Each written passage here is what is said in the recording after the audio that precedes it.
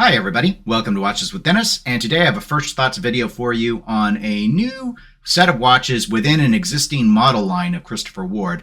This is the C60 Trident Lumière, assuming I'm pronouncing that right, but I do know we like to start with specifications, so let's go ahead and get those out of the way. The two main noteworthy differences are actually going to be the lume and the case material. So let's start with the material, which is grade 2 titanium, including the bracelet if you do get the bracelet version. The watch itself is a 41 millimeter diameter. In the existing catalog, I don't believe there is a 41 millimeter Trident. I know they have 38s, 40s, and 42s. So this, I don't know if it's the first time they've done a 41, but I think it's the only one currently available. Thickness is down from the more traditional Tridents that I'm aware of. It's under 11 millimeters at 10.85 millimeters. The lug-to-lug distance on this model is 47.9 millimeters with a lug width of 22 millimeters. As a dive watch, unsurprisingly, it offers a unidirectional bezel. It's a 120 click version like you would anticipate. The watch does offer 300 meters of water resistance, and it does have a helium escape valve somewhat flush with the case over at the 9 o'clock position. The watch does feature a display case back which reveals the movement, the Sellita SW300-1. This is a 4 Hz COSC certified movement, so in terms of accuracy, it is expected to be within -4 to +6 seconds per day. The watch features extensive lume, which is powered by Superluminova grade X1 BLC1, and the watch being made out of grade 2 titanium means that it is fairly light. The watch itself is 53 grams. On a bracelet, I believe with full links would be 105 grams, and on the rubber strap it comes in at 77 grams. The watch comes in 3 colorways for the dial. There's blue, there's black, and there's orange. All 3 of the dials are textured. And in terms of some other key highlights, I want to point out that the bezel insert on the watch is ceramic. The Sellita SW300 offers approximately 56 hours of power reserve, and the bracelet is updated as well. So for those who are looking at purchasing that version, there's some key elements here. This is the 3-link Bader bracelet. As already noted, it is made out of grade 2 titanium for these watches. It has polished bevels along the flank of each link. It has a 6.5 millimeter taper. And the clasp has seen modifications from prior versions. It's now shorter than it used to be, and it has a push-button quick set that offers 6 millimeters of on-the-fly micro adjustment. The watch is $1,975 on the rubber strap, and on bracelet is $2,390.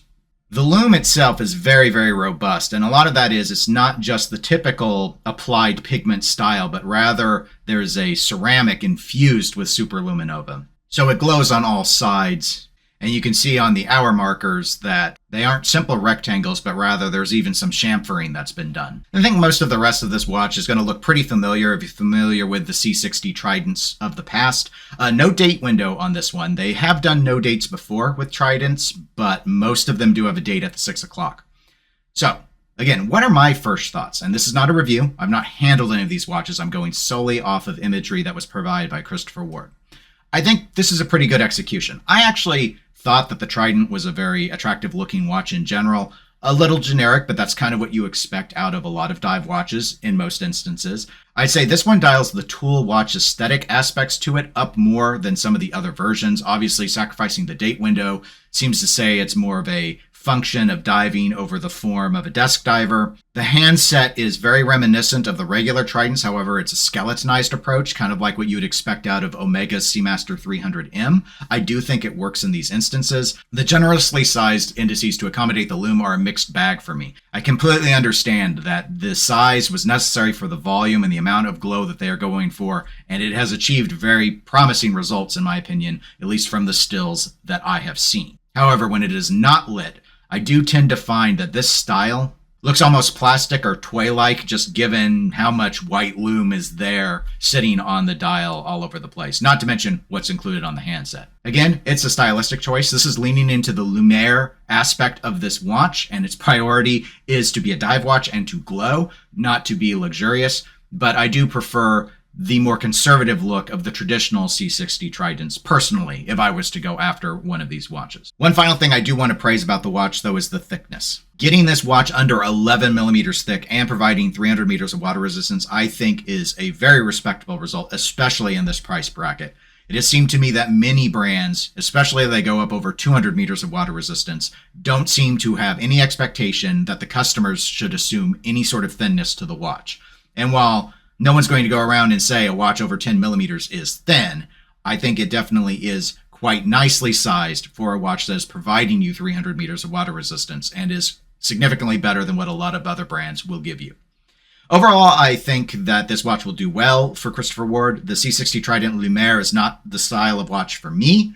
I like some of the aspects of it, but I prefer the more traditional Trident design overall personally. But if you really want something no date, this offers you 3 new colorways that have that, whereas most of the Tridents do have date windows. If lume is important to you, this one's going to blow all the other ones out of the water. It's going to compete with a lot of lumed watches that are out there, even with Fliegers, I think, just given how they've configured the lume to work on this particular style of watch. And if you like lightweight, here you go. You have some titanium options. No, these are not the least expensive titanium watches on the market. Obviously, Citizen has a lot that are lower than this price point, including on bracelet. However, those are not 300-meter dive watches. And as usual, I do think the pricing out of Christopher Ward is very reasonable. But those are my first thoughts. What are yours? Please comment them below. I'd love to read them. If you enjoyed this video, please do give it a like. It does help my channel out. Subscribe if you want to be automatically notified when I release new videos. That's all for now. I hope you all have a really good day. Take care.